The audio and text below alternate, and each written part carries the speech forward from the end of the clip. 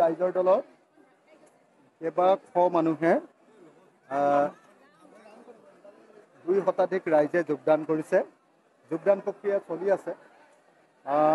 ৰাইজৰ দলৰ আমাৰ যি 2026 চনৰ কাৰণে শিৱসাগৰ বিধানসভা সমষ্টিটোত যিটো নিৰ্বাচনী প্ৰস্তুতি, সেই নিৰ্বাচনী প্ৰস্তুতিৰ অংশস্বৰূপে আজি আমি এই যোগদান কাৰ্যসূচী কৰাইছোঁ। এই যোগদান কাৰ্যসূচী আজি কমেও 300মান মানুহে যোগদান কৰিব। যোগদান চলি আছে, আপোনালোকে দেখিছে, সকলোৱে দেখিছে, যোগদান কাৰ্যসূচী চলি আছে। তো ৰাইজৰ দলৰ প্ৰতি এনেকৈয়ে মানুহৰ আগ্ৰহ বৃদ্ধিয়ে আমাক উৎসাহিত কৰিছে।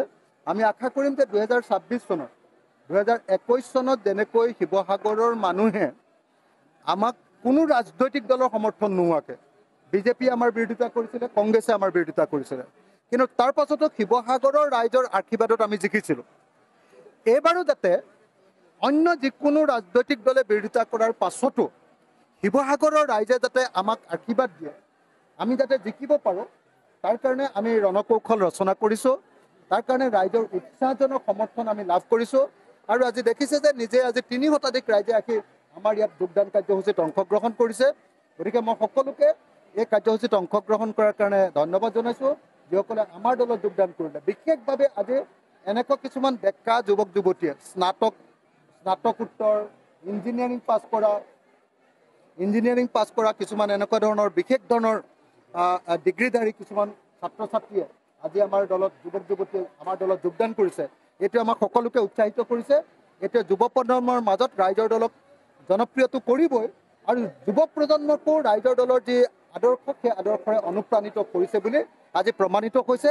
গতিকে মই সকলোকে আজি যোগদান কৰা সকলোকে আমাৰ দলত সঠিক ৰূপে কাম কাজ কৰিবৰ কাৰণে আহ্বান জনাইছোঁ। আৰু আমাৰ দলত সকলোকে যোগ্যতা অনুসৰি তেওঁলোকক পদবী দিয়া হ'ব, আৰু মুকলিমূৰীয়াকৈ যাতে দলৰ সৈতে তেওঁলোকে কাম কৰিব পাৰে তাৰ কাৰণে চেষ্টা কৰিব।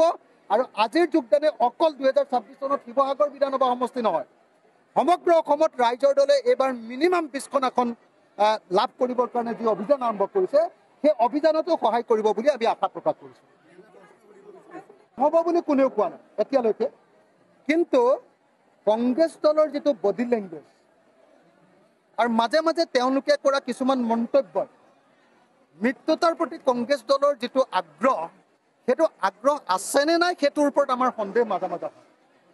এতিয়ালৈকে কংগ্ৰেছ দলে আনুষ্ঠানিকভাৱে কেতিয়াও মিত্ৰতা নকৰোঁ বুলি কোৱা নাই।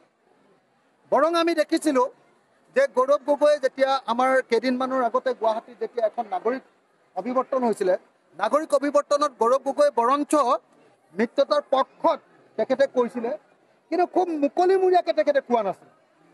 সেইকাৰণে আমি তেখেতৰ বক্তব্য শুনি আমি ভাবিছিলোঁ যে নহয়, কংগ্ৰেছ এতিয়াও মিত্ৰতাৰ কাৰণে পূৰা সাজু হৈ উঠা নাই। কিন্তু মই ভাবোঁ যে মিত্ৰতা যদি আমি নকৰোঁ, বিজেপিক পৰাভূত কৰিব নোৱাৰোঁ। সেইকাৰণে মিত্ৰতা আমাৰ হ'বই লাগে। কংগ্ৰেছ দলে যদি মিত্ৰতা নকৰোঁ বুলি ভাবে, তেতিয়াহ'লে মই ভাবোঁ যে সেইটোৰ পৰা বিজেপিৰ লাভ হ'ব। আৰু বিজেপিৰ লাভ হোৱা কাম নিশ্চয় আমি ৰাইজৰ দলেও কৰিব নোৱাৰোঁ, কংগ্ৰেছ দলেও কৰিব নোৱাৰোঁ।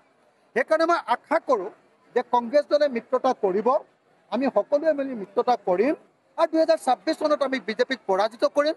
বিজেপিক পৰাজিত কৰিবৰ কাৰণে ৰাইজৰ দল আছিলে, ৰাইজৰ দল আছে, আৰু ৰাইজৰ দলে ভৱিষ্যতেও মিত্ৰতাৰ পক্ষত অৱস্থান ল'ব।